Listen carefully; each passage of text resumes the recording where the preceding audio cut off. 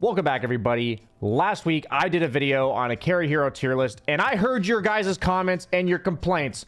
BSJ, why make a tier list when a new patch is coming? Well, it hasn't come yet, but don't worry, I'm sure it will be coming soon. And in the spirit of hoping for a new patch, I have decided to make a wish list of hero-specific buffs and nerfs that I would like to see, potential identity reworks, because I feel like in the Facets patch, there were just, and maybe a bit earlier, there were just some heroes that were kind of lost in the sauce about where they belong in this game. So, without further ado, let's jump into first the heroes that have plagued us for whatever, 6 months or however long this damn patch has been going, and why I feel like they should be nerfed, and what about them should be nerfed, and why. Not necessarily the fact that there's heroes in the game that are really strong. It's more the fact that there's concepts in the game that I think are just unenjoyable for anyone to play against, pretty much. You may not be surprised. First and foremost, we've got Lina, okay? My main problem with Lina is, I'm sure as well as everyone else involved, is something nobody ever wants happening to them, is to die full to zero from out of vision when you have 3,000 plus health later on into the game. Lina's win rate really isn't all that high, but the idea of the hero is just completely unfun, and there's really no way to counter it with your play other than just perfect positioning and ensuring that the hero that flies out of the trees doesn't land her spell on you from out of vision. My idea is that her Ags giving her burst plus mobility is just not a good concept that belongs in the game, because she's always been a hero that has burst. She didn't need that to do a relevant amount of burst. Now she just does an absurd amount of burst. But then at the same time, she's always been a carry slash sometimes a mid when she can buy Gleipnir. So I was thinking, like, what if her Ags is more of a setup for her stun, whether it's a root or a projectile stun of its own for a short duration that sets up her light strike array. I think the biggest problem with this hero is she's always needs some form of setup, and right now the setup is that you can't see her and she casts a stun on you and you die instantly. But how about we make it so that she can stun you with this Ags, but not make it so she can fly over trees? So my concept is giving Lina her own version of an ATO slash stun that sets up her stun. Next up, we've got Bristleback, okay? So we all love and hate Bristleback. My issue with Bristleback is that he's always been a tanky, fast, damage over time hero. That makes sense. That's fine. But why all of a sudden does this hero have the potential to burst me? Like, that just makes absolutely no sense. A hero with a ton of damage reduction, minus armor, utility, he's race car, and I can just die full to zero if there's one moment I get caught stunned or without a ghost scepter or an ability that allows me to move out of the range of his Ags. So I feel like his Ags should just become what his current Ag shard is, because it's still very useful. Buff it up a little bit, of course, because his shard is still strong, but it's not quite a 4,000 gold item worth of strong. But then my idea is that, yeah, it's nice that there's counters in the game for Dota, but why not have his shard be something that makes the effect of break on him like 50% or 75%, such that, yeah, he doesn't have the burst, but he's also not completely god-awfully useless the second that there's a silver edge against him. It'll still be powerful, and maybe his passive won't work, like it won't fire quills or goo depending on your facet that you've taken. But how about he just doesn't become the squishiest hero in the game the second that somebody gets a silver edge? So I feel like the polarizing nature of these heroes in the meta is what makes them unfun. And so these are just some general wish list suggestions that I'm hoping for, or something along that line that would make these heroes more palatable and less cheesy, and honestly just OP in the sense that they offer too much of one thing, or they offer everything in the case of Bristleback. And lastly, for a concept that I just like to be removed from the game, that's the seed money facet from Alchemist. Alchemist has always been a timing based hero, and 250 gold at the start of the game, that's more than a single creep wave. And so you're starting the game with like a creep wave and a half worth of items that the other team, your laning opponents, just simply don't have. And sure, you don't have the XP, so it's not like you got a creep wave and a half of everything, but it just doesn't belong in the game to give a hero bonus gold at the start of the game, ignoring the fact that he has runes that he gets bonus gold from as well. So I would love to see that they give you an option for like offense slash defense on your ultimate as the facets. So right now his other facet lowers the cooldowns of his shard as well as his stun, which for me is like utility slash heal. I would love to see like spell amp plus like acid spray AoE as the other facet, something that plays more around like the AoE damage nature over time. Yeah, it's still utility to some extent, but make it so during his ultimate he has some spell amp and he has some AoE, and that synergizes with the fact that people are playing him as a radiance carrier. But now he doesn't have the bonus facet. Maybe, like, you know, at the end of the day, they probably need to nerf his numbers on his ultimate as well, the heal as well as the move speed. But giving him the direction that you want to go with him in the game, rather than do I start the game with 250 gold or have a normal facet. I just think that's really bad balancing for the game, and honestly quite lazy. Now, getting on to my buffs that I want, or just like hero identity reworks that I would just love to see in the game that sound fun for me. Okay, some of these are going to be my signature heroes, and some of these are going to be heroes that I just feel like this concept shouldn't belong in the game, but buff it. So the first and foremost thing that I don't like in the game is when shards or ags drastically change the mechanics behind a spell. So a hero with a really low pick rate and win rate right now is Mirana, and I hate the fact that her leap starts as whatever direction you're facing, you push the button, you leap. That's it. That's all there is to it. Her shard now makes it so that you can target the ground somewhere, your hero will turn and leap there, but then you have to vector target, like before you leap, you have to vector target the direction in which you want her damage that comes out of this to go. So it's very difficult with that in mind to triple leap away, you know, like chain leap you like you would with the normal leap. Obviously, you only have 2 charges with the normal leap. In the past, you used to have 3. But it fundamentally alters the use of this spell and makes it clunky. So I would love to see her shard just simply be press the ground around you so you don't have to aim. Like, it makes it easier, if anything. And wherever you land, it just does damage around you, similar to what it does in a line. That would make it so she has utility as a support if she wants to clear waves. And it also gives her, as a carry, it doesn't feel so bad to, like, leap into the middle of the fight because you're going to, like, land and maybe slow people a little bit, plus some damage. That would be cool. So I think just this idea that your shard drastically changes the mechanic is something with Mirana specifically, but it also happens on other heroes that I just don't think belongs in the game because it makes it so specialist heavy.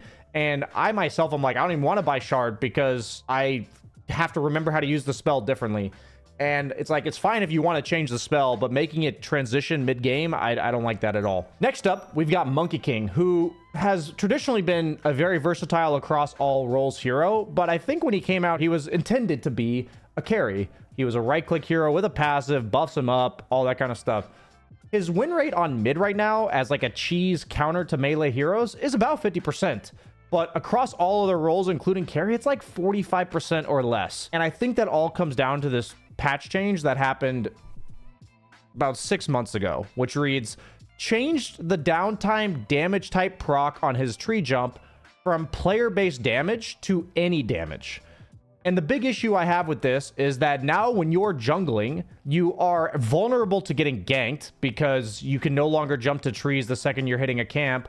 And you also can't jump from camp to camp, which was like the mobility spell like most carries need, the PAs, the anti-mages, the Battle Fury builders, to go from camp to camp. So I feel like you just gutted this hero's entire ability to be played as a carry and also just like gimped his kit for the sake of but then you buffed other things, right? So now he's just a lane dominator that you've limited the flexibility of the hero to neuter him into one role, pigeonhole him into one role.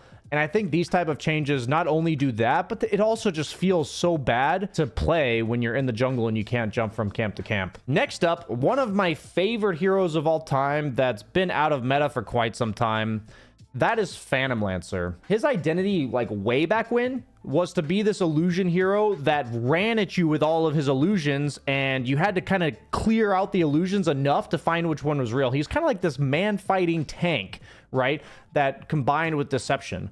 But ever since they made it that Radiance, Mjolnir, and Shivas do bonus illusion damage, I feel like that strategy just doesn't work anymore because, yeah, the other illusion heroes don't suffer the same problem as much because it's much easier, or the the whole part about the gimmick about PL is try to find the real one, as opposed to Terrorblade, for instance. So since that happened, this hero has become more about his ags and poking you from a distance and being like elusive and deceptive through distance being kept, using his W in order to create copies of himself and to have that split-second mirage deception, and also his ag shard becoming the invis. So he's become an outskirts of the fight hero that spams you down over time. I'm giving this narrative because that's fine and all. It clearly shows, like, through their patch changes that Valve is okay with this change. Like, this is the identity change that they want to give him.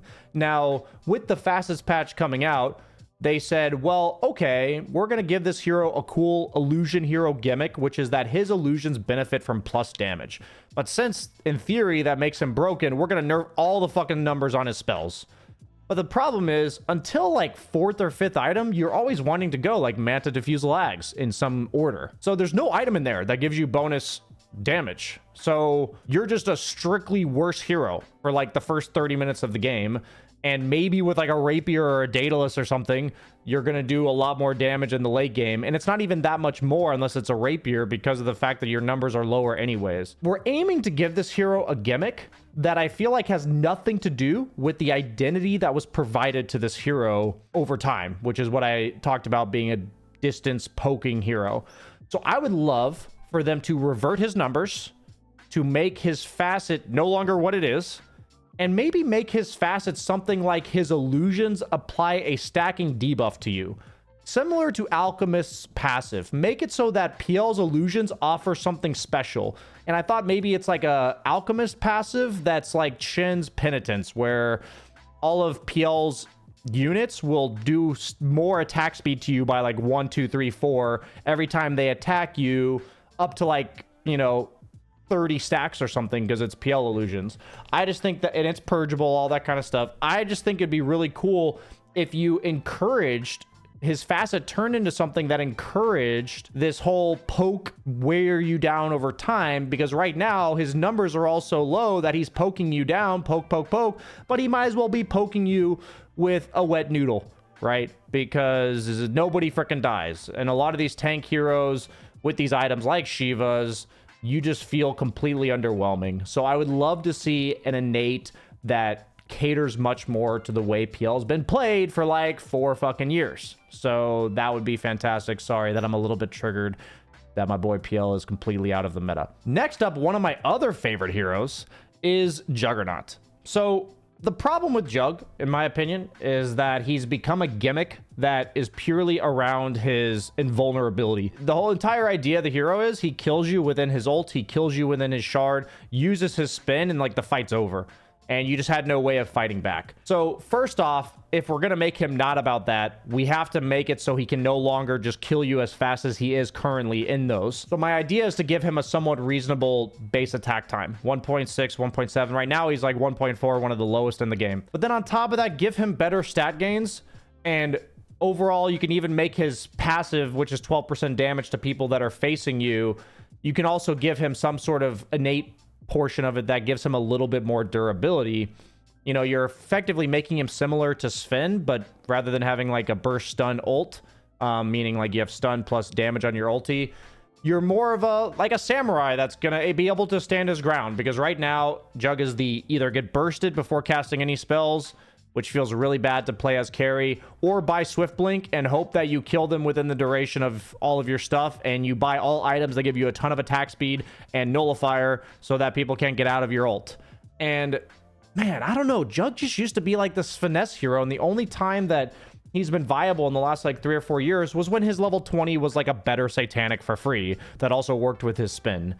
And I guess I just look at heroes like Jug and PL, and I think there has to be a better way to not, if you're gonna pigeonhole them, at least make it interesting. And in the case of Jug, I don't think he needs to be pigeonholed like this. He's just too squishy of an agi carry to ever man fight anybody. But then he also, like, if you were to just leave everything as is and buff him up in terms of survivability, he would just kill everybody too fast. So let's nerf the invulnerability portion of him, but buff the outside invulnerability the vulnerable side of Jug. You know, let him tap into his emotions.